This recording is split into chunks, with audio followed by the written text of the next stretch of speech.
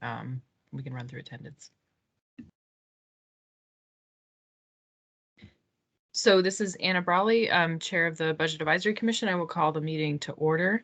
And then we will do our land acknowledgement, roll call, approval of agenda, and then move into our business. So I'll start with the land acknowledgement. So land acknowledgement is a formal statement that recognizes and respects Indigenous peoples and the enduring relationship that exists between Indigenous peoples and the land. I'd like to acknowledge that we live and work on the unceded land of the Dena'ina people and thank them for their past, present, and future stewardship of the land on which we all live. And from there, I will move into roll call, and I will ask Lila if you can take attendance. Thank you. Ms. Brawley? I'm here. Ms. Hall? Present. Ms. Hobson?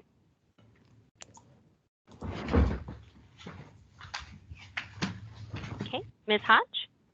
Here. Mr. King? Here. Mr. Clouda? Ms. McConnell?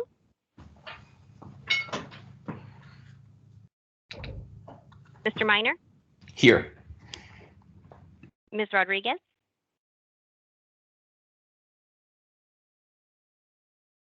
Mr. Smallwood? Here. And Mr. Salt.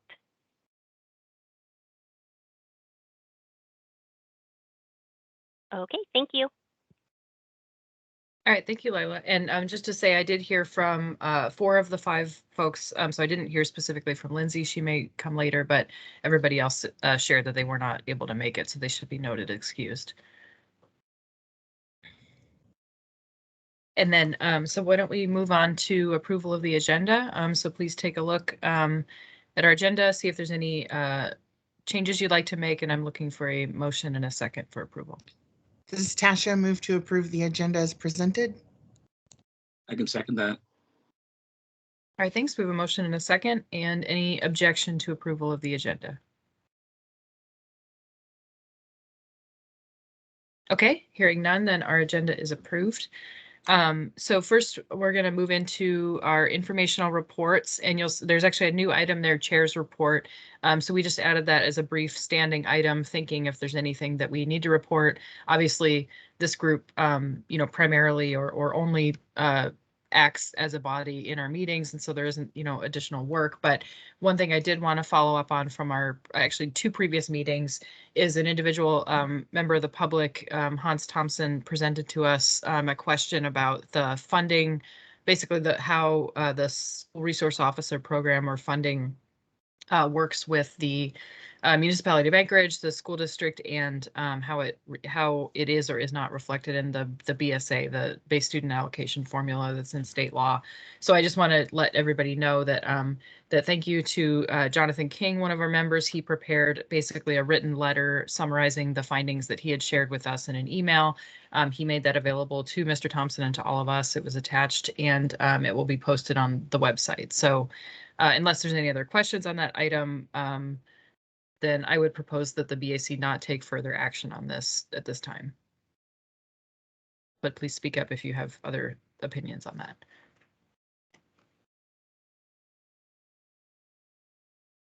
Okay, not hearing any, so then let's move on. So we have our assembly report. So my understanding is we do not have an assembly member on the call today. Forrest Dunbar had reached out and said he was not available, and I had not heard from Austin Quinn Davidson, and also that they had no specific report to give. So then we'll move on to our next item, which is the school district report. And I do see we have, for sure, we have Andy Ratliff, and then I don't know if we'll be joined by a board member as well. So I'll turn it over to Andy. All right, thank you, Madam Chairman. So the board passed our budget at our last meeting on Tuesday, the February 22nd. They did make one amendment to the budget, which I don't know, really wasn't a change in our actual budget, but it was allocated money, remaining money unspent from the SRSA Act, which was the second stimulus round of stimulus, and allocated $5 million approximately remaining in that grant that's projected to be at the end of the year over to mental health. For the BAC concern, the SRO program did stay budgeted within the FY23 budget, so that's still included. And then our budget will be presented at a joint meeting between the school board and the assembly tomorrow from 10 to 12 in the school district's boardroom, if anyone's interested in attending. Aside from that, and then for approval, that'll go to the assembly on March 15th as far as for them to take up and approve at their meeting. The other kind of bigger item that we have was our contract negotiations with our teachers and our totem union. Our totem is our front office and teachers assistant staff. Those are our two biggest bargaining groups. Those were both settled and approved on Tuesday, the 22nd as well.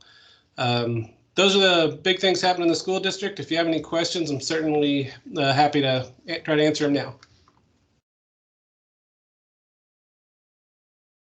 Okay, thank you. Does anybody have any questions? Please raise your hand or speak up.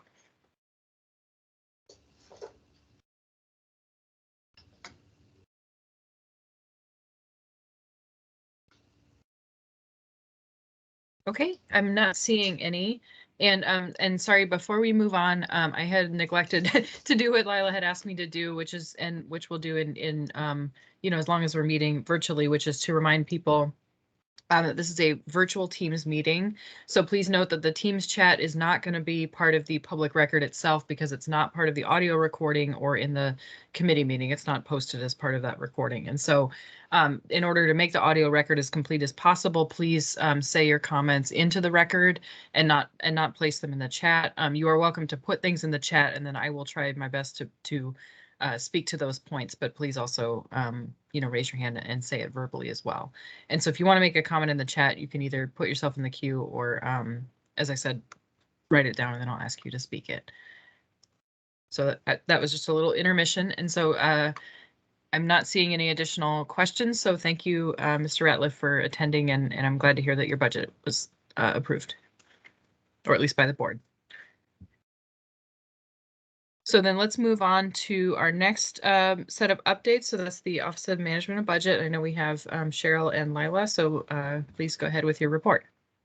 Yeah, thank you, Anna. This is Cheryl Frasca. Nice to see you, Anna.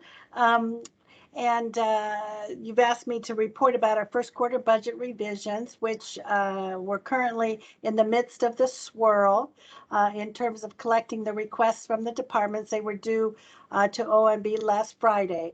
And so what that means is we're reviewing them, going back and forth with questions to understand the critical nature of the requests. This is the time of year when we fine tune the revenue side. At the end of this week, we expect Municipal Treasurer Dan Moore to provide an update to the revenues that based on the end of last year, as well as any changes to the forecast for this year. And that gets incorporated into the proposal that we'll be taking to the Assembly in a few weeks. So I don't have any specifics to share with you yet. I'll be in a position to do that at the April meeting. To give you an idea of our time frame, let's see, I'm looking at my notes here. We'll introduce it formally to the Assembly at its April 12th meeting, but prior to that, 10 days prior to that, we'll have the package done. So I'll be able to share with you what that means.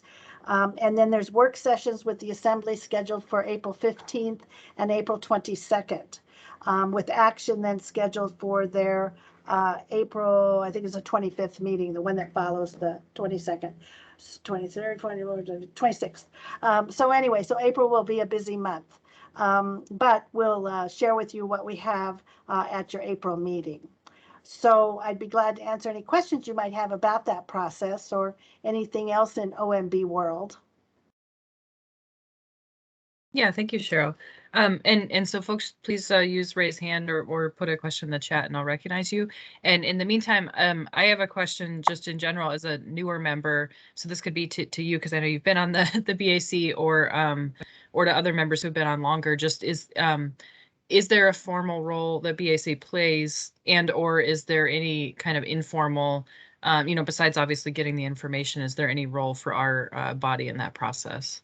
That is a really good question, Anna, because if I go back into my personal archives, I know that the BAC would offer comments periodically, but let me check on that. I'll be glad to, or the Assembly may have some expectations too. So let me check on that, and I will definitely get back to you. Okay, because the timing would allow for that because of the work sessions and rollout work sessions and then action. So yeah, so I will confirm. Okay. Yeah, thank you. Very And good. I'm not saying that because I have something in mind. I just want to make sure that we're doing what we're supposed to, and also that members, if they do have things they want to bring forward, that they do that. Absolutely. No, thanks. Okay. Any other questions on the budget revisions process?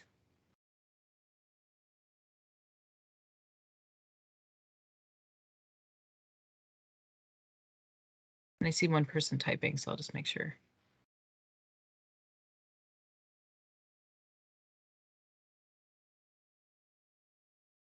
And then if we don't have any questions, then of course, we'll just ask members to be prepared for a more robust discussion on that in April when we have more information. Yeah, no, that's great. Okay. Okay, I think we're ready to move on then. All right, great. Well, the topic that you'd requested a brief overview about is the Port of Alaska request that has gone forward to the legislature. So joining us today is Colby Hickle, who's from the Municipal Manager's Office, as well as David Ames, did I get that right? Who is with the engineering firm that is managing the project. So David's going to give you a overview, and then he will be glad to take any questions that the commission members may have. So I'll turn it over to Colby. Hi, thank you very much. We are ready to present this project to you. Okay, and thank you, Cheryl. Yeah, I'm David Ames with Jacobs Jacobs Engineering as the AMP program manager. I'm going to share my screen with you to go through this presentation. Are you all seeing the presentation? Not yet. We're seeing you guys in the room. So hopefully we can share screen. I probably did this wrong. Yeah, I think I forgot to hit the. Yeah, sure. Okay. Oh, now it's changing. Yep, now we can see it. Yeah, I apologize. I promise I'm a better port engineer than computer engineer.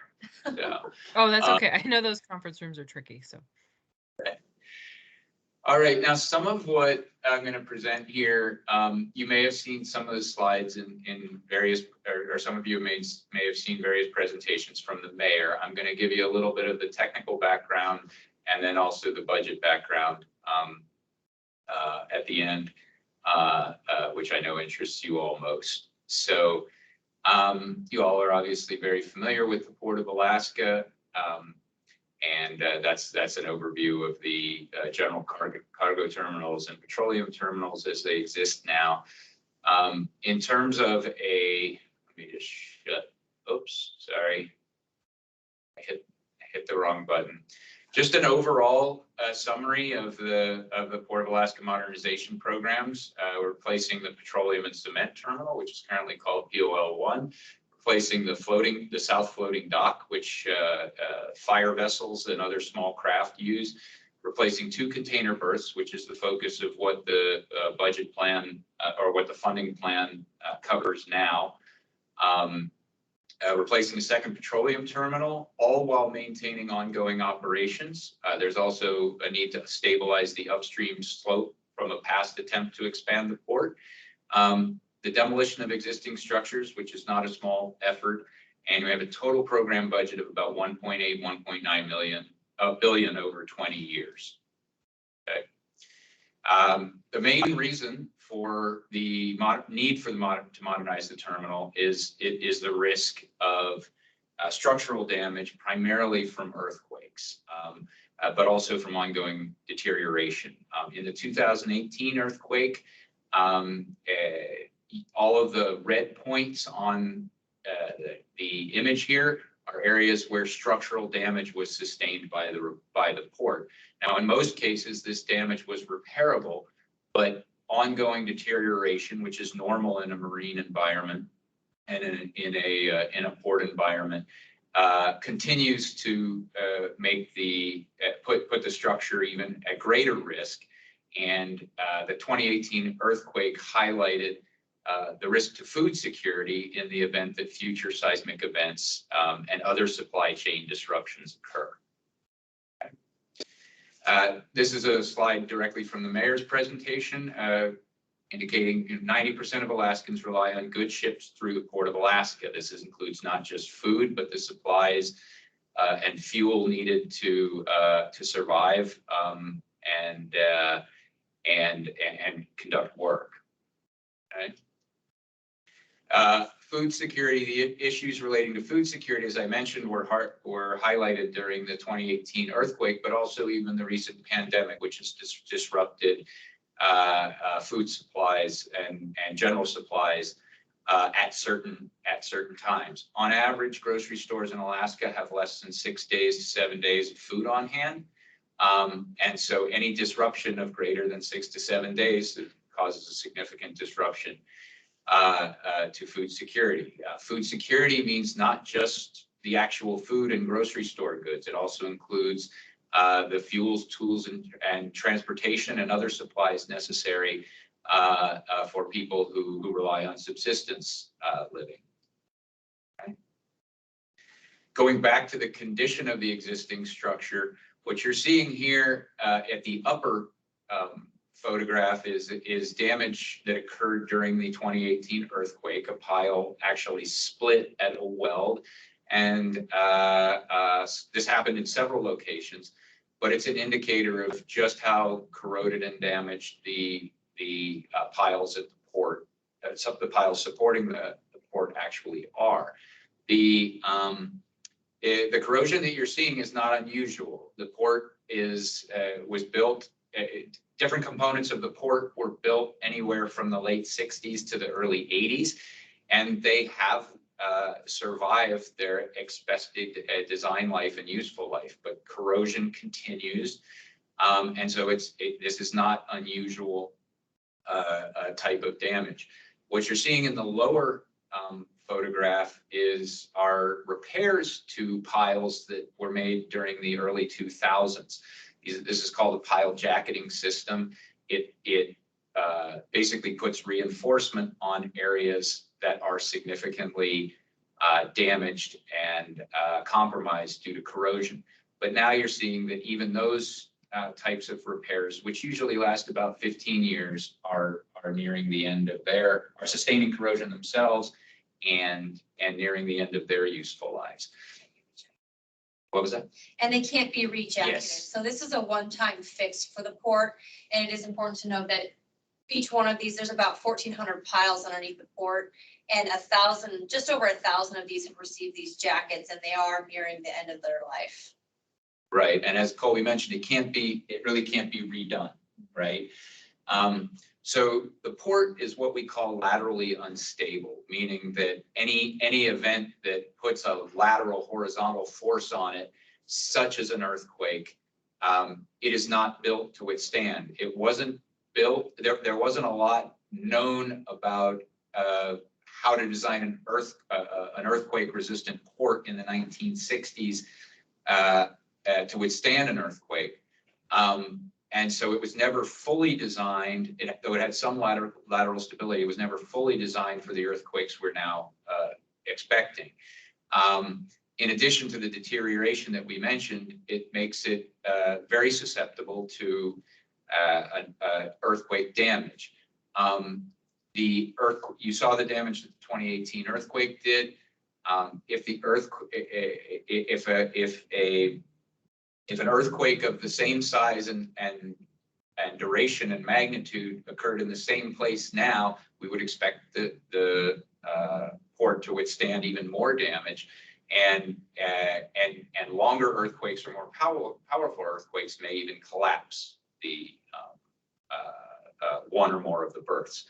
Now, the remaining operating life you'll see here is estimated to be about 6 to 8 years. And what I mean by that is the vertical capacity, which supports the port operation, the loading operations, the crane operations, is intact right now still. But as this corrosion continues to occur, the piles lose capacity. And within 6 to 8 years, what that means is within 6 to 8 years, we are going to have to reduce the allowable loads on top of the berth deck.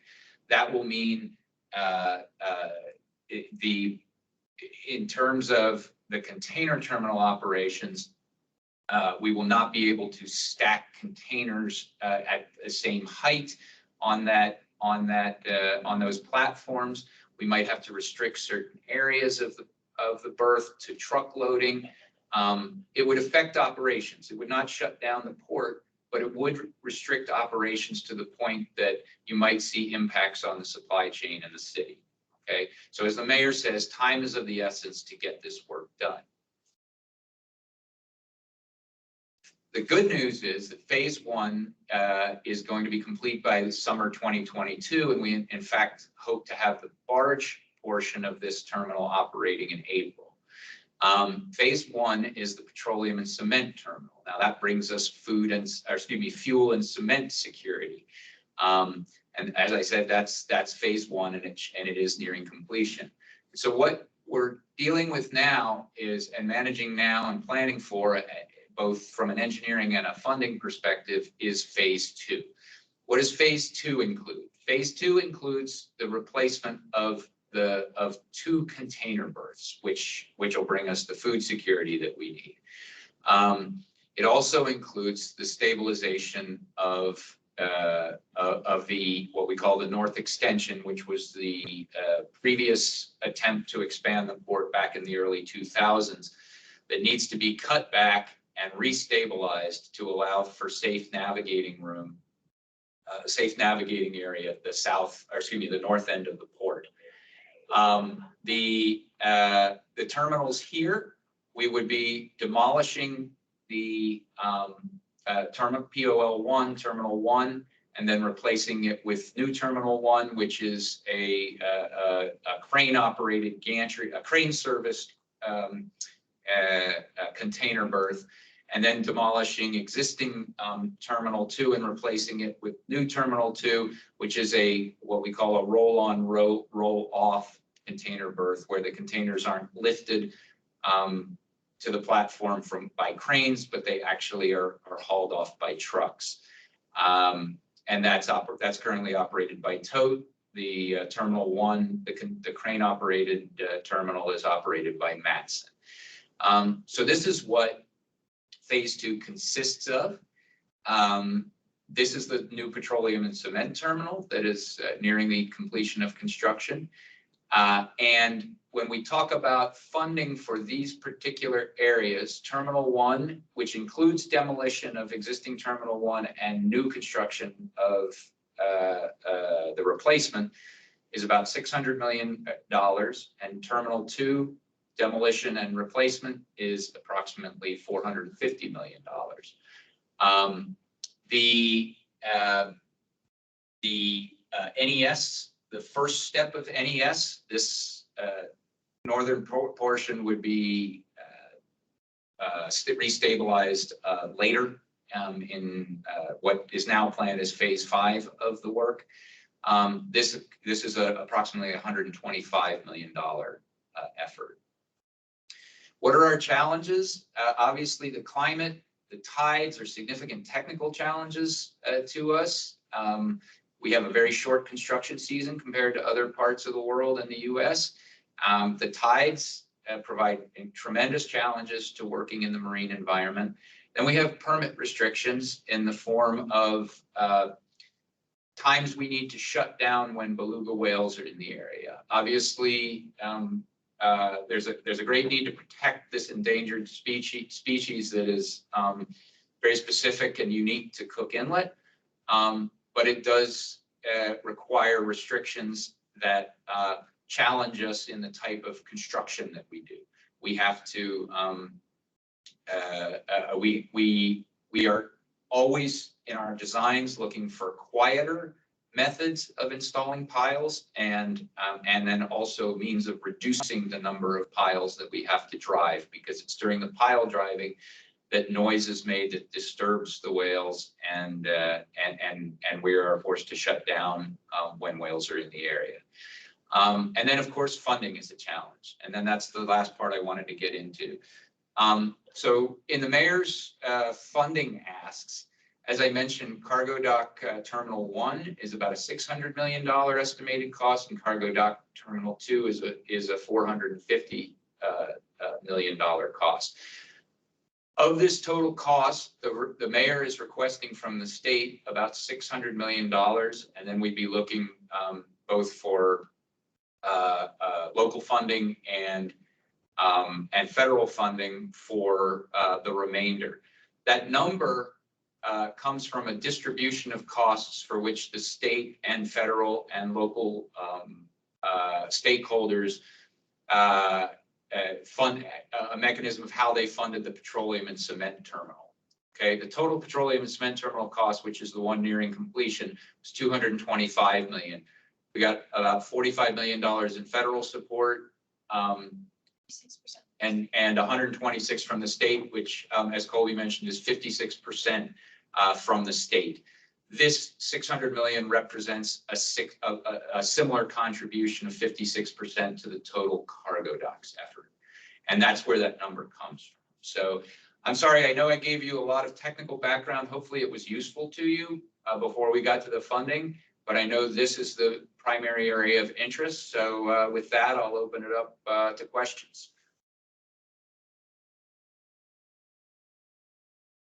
Yeah, thank you. Thank you, David, and thank you, Colby. This is really helpful information. And I appreciate the last slide in particular. That was a nice layout of, you know, each specific kind of funding item and what funding is there or not. So I'll ask members to raise your hands or put in the chat if you have questions, but I'll start out with one, which is because I saw it listed there. I don't know a lot about the recent settlement or lawsuit around the port funding, so I just wondered how that factors in. And I understand that was probably for specific portions of this work. Is that right? That's a great question. So the MURAD settlement, it's a very positive step in making the municipality whole again. And that was for the North Extension and the work that was done there. Unfortunately, it is still subject to the appeals process, and that is going to begin here shortly. So we really don't know how long it'll take until we receive the money. And then, of course, that's subject to the judge's discretion on how much we actually will receive. So we really can't count on that $367 million right now because A, it could take years, and B, we don't know if we'll actually get the full funding for that. So we really need to focus on the here and now, the present, and that is the $1.6 to $1.8 billion, and that $600 million that we asked for the state. We really can't tie that MURAD settlement to our ask right now. Okay, yeah, thanks for that clarification. There's And- one on that Go ahead. that I think, Steve Rebuffo mentioned this to us the other day. One, not only is it appealable, which is important, but it's also very, very important to recognize that that is an award of damages which were actually sustained, right? So they're sustained in the form of having to rebuild the North Extension in state phases 1 and 2, which have a roughly $300 million cost, plus all of the maintenance, dredging, and other costs that go along with it. So it's actually, as Colby mentioned, making the city whole again and giving us a zero starting point rather than starting from behind. It's not necessary. It's not 100% there yet. It's still appealable. But even when it is, and if it is and when it is, it still takes us back to a zero starting point rather than putting us, then advancing us. Does that make sense? Yeah, thank you, and that does clarify. That was my general impression, but it is important to note that it's not just free money essentially, or unencumbered money. And then I guess I haven't seen any other questions yet, but I have. Oh, I see two hands raised. So sorry, let me check really quick. Andy, you had your, I think that was a mistake. So it does look like we were joined by Carl Jacobs, one of our school board members. So thanks, Carl. We're currently hearing a presentation from the port or about the port funding project. And then I'll recognize Jonathan King with a question. Thanks, Madam Chair. So, I mean, it's great that it's great we got this recent judgment for the MARAD money, and of course the petroleum and cement terminal, like that's real forward progress. But as you mentioned in the presentation, look, we've pretty much done what we can do. I mean, we've jacketed the pilings that we could jacket. You can only do that once. Those are corroding. You're talking about a 6 to 8 year remaining, service life. And we've been asking for money for this from the legislature and from the administration for years and years and years. And frankly, there's parts of Alaska that they just don't want to fund this.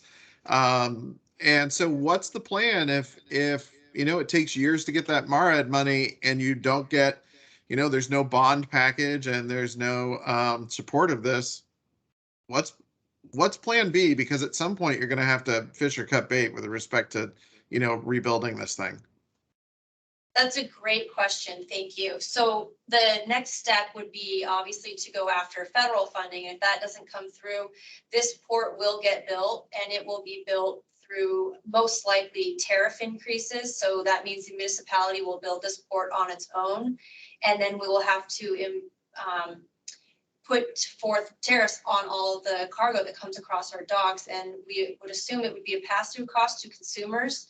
So unfortunately, you would see the prices increase at the supermarket. We don't want to go down that route. That's why we're asking for the state and federal governments to step up. But again, we need to have this because 90% of Alaskans rely on this port. So it's not just an Anchorage thing. It's just not a municipality thing. This is a statewide issue. And we're really hoping that we can let people know that they need to get behind this project because it will affect Alaskans for generations to come. But again, our plan would be to build it ourselves. Or possibly this would be a policy decision that the mayor would make. It could possibly be a public-private partnership as well. So we are looking at all avenues in order to get this dock built with the least impact to the citizens of Alaska. Yeah, I mean, that's been the goal of multiple administrations. There's not a whole lot that's new there, but what's really important is what's the drop dead date where you have to start making that decision that it gets built and that people are just going to have to pay tariffs. I mean, at some point you have to have that port and it's got to get paid for. So what's the timeline for that if it comes to that route? Another great question. That will be approximately third quarter 2025 is when we need to have this project fully funded, or we need to have it funded by $1 billion. So we will be working all the way up until 2025 to get this project funded. So we only have a few years to get this actually going. So where that date comes from would be the start of Terminal 1. Start of construction of Terminal 1. Obviously, permitting, planning, and design are all going on before then, but we can't pull the trigger on building Terminal 1 without funding for Terminal 2. And I can show you why if we go back to this path is once we build Terminal 1, we create a pocket here that has some navigation challenges for the users of the old berths, right? So it's manageable in the short term, but in the long term, it is not. So just to restore navigation safety, we can't build Terminal 1 without a commitment to build Terminal 2, which is the reason that the $1 billion of funding is needed before we start construction of Terminal 1 at the end of 2023. Or 2025, sorry. Yeah, thank you. And so we have two folks with hand raised. First Cheryl Fresca and then second James Smallwood. So go ahead, Cheryl. Thank you, Anna.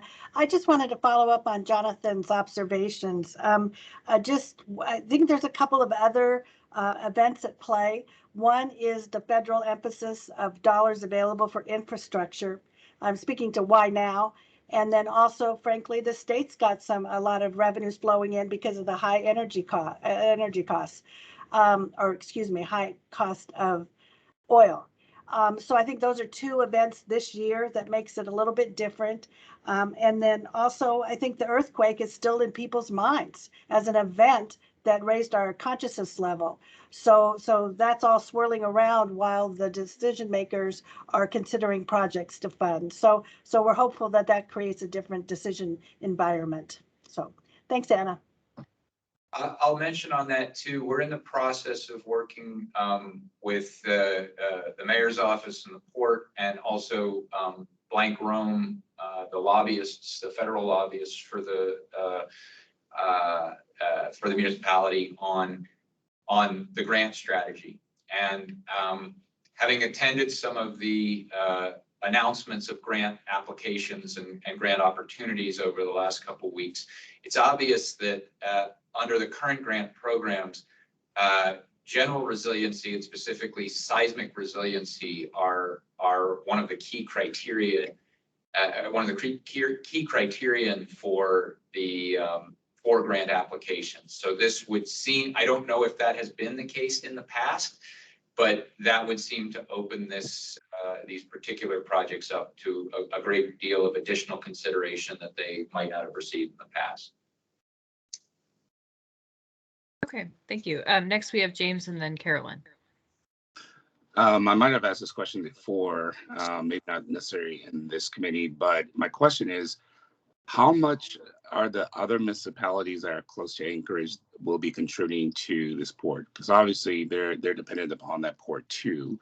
And how much funds are they going to be contributing? Because maybe you mentioned it already, but I didn't hear it. Sure. So the way that they would be contributing would be through the increased tariff and the pass-through cost to the consumers at, say, your Fred Meyer store. That's how they would be contributing. We aren't actually going out and asking different boroughs or municipalities to say, can you give us $160 million? This will just be a pass-through cost to consumers, and that's how they'll contribute. So that's your plan B, just by that. So why haven't you guys solicited the other municipalities?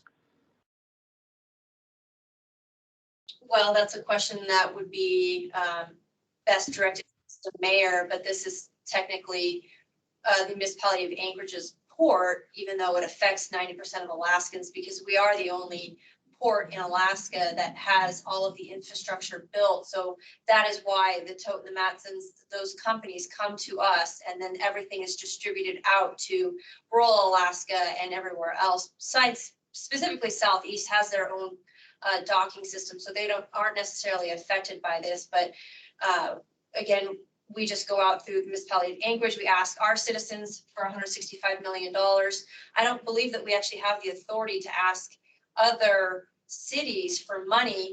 That's why we went to the state level, authority to issue money for us. So we don't have the authority to ask other cities to contribute to a port that they benefit from? That doesn't make sense. I don't believe so, but I could be wrong. So if you have additional information, please pass that along to me. I would be very appreciative of that. Well, I don't. And I'm just kind of curious, just because if the majority of the state is dependent upon Anchorage funding that port, and if we don't come up with the money, then everyone else gets to suffer because they're going to pass the costs on to everyone else in the state. So it just doesn't make sense. That's what I'm really getting at, why we haven't solicited other municipalities to contribute to that. Because the burden I really don't believe the entire burden should be on Anchorage citizens and getting that port rebuilt. Thanks, James. Sorry, I was going to jump in and let Cheryl respond as well. Yeah, thanks, Anna. And to supplement, I mean, that's why we're going to the state of Alaska, because it's the state of Alaska who really encompasses all the municipalities who will end up bearing the cost if the state doesn't come through. So that's the mechanism by which we're asking. Maybe it's, we're asking for the state to help with the costs on behalf of all of the other communities in an indirect way. So we appreciate your point, But and if you want to encourage your legislators to support this project, that would be very helpful. Because it is on behalf of all of Alaska that we're going for these state dollars as well as federal dollars. And I guess I would say I'm new to Alaska and Anchorage as of a couple of months ago, but I would guess that would be the normal model for asking other communities to contribute is through the state. Is there a model for directly approaching other communities? I'm not sure. I'm asking this question. Yeah, this is Cheryl. No, there isn't. Right. But I appreciate the thought. Me too. Okay, well, let's move on to our next question. So I see Carolyn and then Jonathan and Cheryl. I didn't know if you have another point, but you're in the queue as well. So go ahead, Carolyn. Thank you, Madam Chair. My question is more like when it comes to people's wallets, and this is statewide, not just in the municipality of Anchorage and those residents, but are there estimations as far as if a tariff is implemented, what that percentage increase would mean to Alaska residents? And I realize it would likely shift dramatically because of the added expense just logistically to get goods to rural parts of Alaska. I'm just wondering, like, what does this actually mean to my wallet? What does this mean to someone's wallet in Bethel or Unalakleet? And then my second question is, does AML have a role in this? Could they be a partner in this? Is there a collaboration opportunity there? Thank you, Madam Chair. Sure, thank you. I don't know about AML's involvement right now. I'm sure any support that we can get to, letters of support from anyone sending to the governor, to the federal government would be very much appreciated. We are reaching out to several different organizations and unions for that type of support as well. But circling back to the actual impact to the wallet, that truly is determined by how much money we receive from the feds and how much money we receive from the state. It could be anywhere from, it could be from 5% to, 10%. And that's just a range. That's not something that we have determined fully right now. We are in the process of figuring that out, whether or not Anchorage has to fund this fully, and then different scenarios of whether or not we get the money from the state and the feds as well. But really, it's a variable, so I can't pinpoint that right now. Obviously, any increase to low income or anyone on fixed incomes will be impacted the most. So even if it is even if it is only a 5% increase, it will affect those constituents, those residents far more than, say, someone that it has a little bit more discretionary income. We're hoping to minimize that impact by getting the money from the state and the feds. But again, that's a scenario that we just don't know and we can't answer fully at this time. As far as support from AML and other users, back to the grant application process, there have been at least 7 letters of support put together by various organizations that we've received for the grant application process, and that those letters of support, there have been many more, but the 7 that I'm speaking of have been arranged by Matson Tote and the fuels users at the terminal. So they are advocating actively for federal support. And as far as the models that Colby mentioned, they are. I know that we have provided detailed construction cost estimates that I believe are being entered into those models that you're talking about. The results aren't complete yet, but they are being developed. Okay, thank you. And Jonathan, you have your hand raised?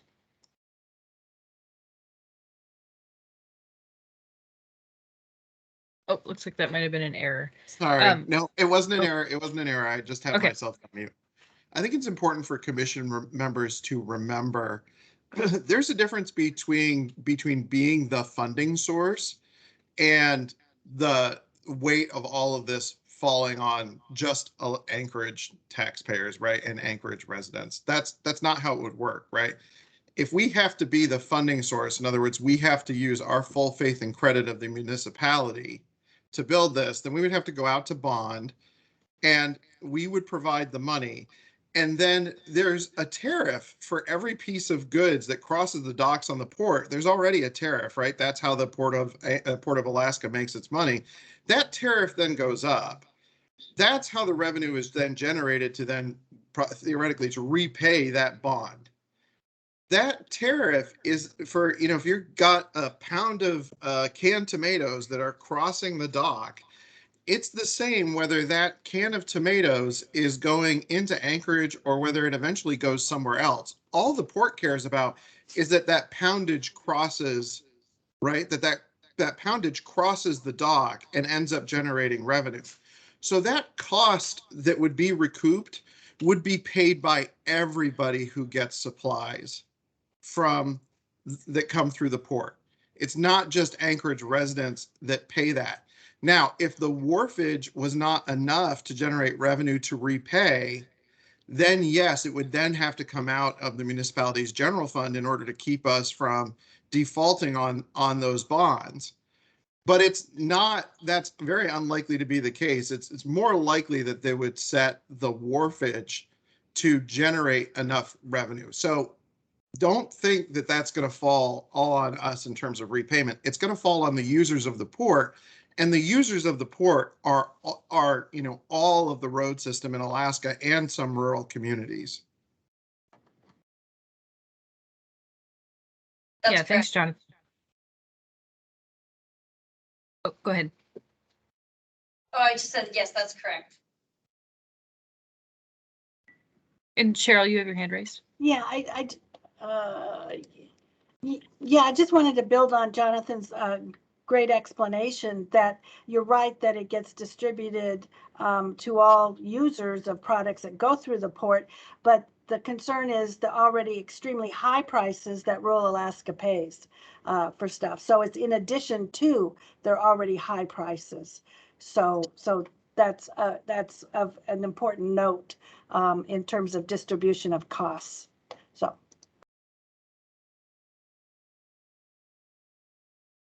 Okay. Well, I'll just ask one more time if there's any questions for our presenters. I'm not seeing any in the queue. Okay. Well, with that, I will thank both of you for presenting and sharing this information, and yeah, just for members, keep an eye on this project for sure. So then we'll move on to audience participation. And actually, but before we do that though, I anticipate we're going to end early because we're almost to the end of our agenda, but I just want to circle back and see if Carl, if you had anything you wanted to share on behalf of the school board. And Mr. Ratliff had already presented the budget updates. Yeah, thank you, Madam Chair, and I apologize for being late to join the meeting today. The only addition that I wanted to share was, aside from passing the budget, there was one amendment that was passed by the board, which added funding for mental health services and related programming that wouldn't have been included in the presentation that was given to the commission at a previous meeting. And so I wanted to make that known, and then always want to be available for questions or feedback I could take to the full board, and I appreciate everyone's service and the time to check in with you folks briefly today. Okay, thank you. And if anybody does have questions, please raise your hand, otherwise we will move on.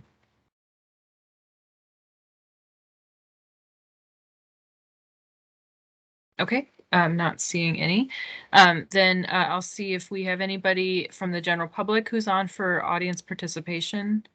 I don't see any names in the chat, but just checking.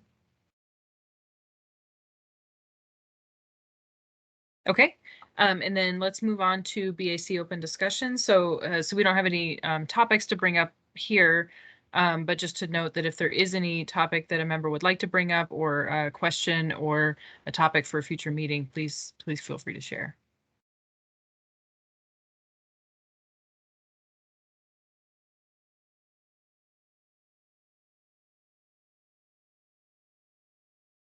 Okay, I'm not seeing anything at this point. So again, just a general reminder to please feel free to email myself and Nolan, the vice chair, and Cheryl and Lila. And if you have any ideas or want to hear a presentation like we did today, we're always open to what members want to hear about. So then lastly, we'll just give a couple updates, and I think we're almost ready to adjourn. So our next scheduled meetings are on our usual schedule, the first Thursday. So April 7th, May 5th, and June 2nd. And of course, if you can't make one of those meetings, please reach out. It doesn't have to be too far in advance, but let us know if you won't be attending. And then two things that we have on our agenda for April for sure are we anticipate spending a good chunk of time on the first quarter budget revisions, which Cheryl already mentioned. And then we will also hear more about performance measures, which is something that the municipality also uses to as part of the budgeting process or part of the management process. So with that, looks like Carolyn dropped off and is joining. So with that, I will entertain a motion to adjourn. This is Tasha. Move to adjourn.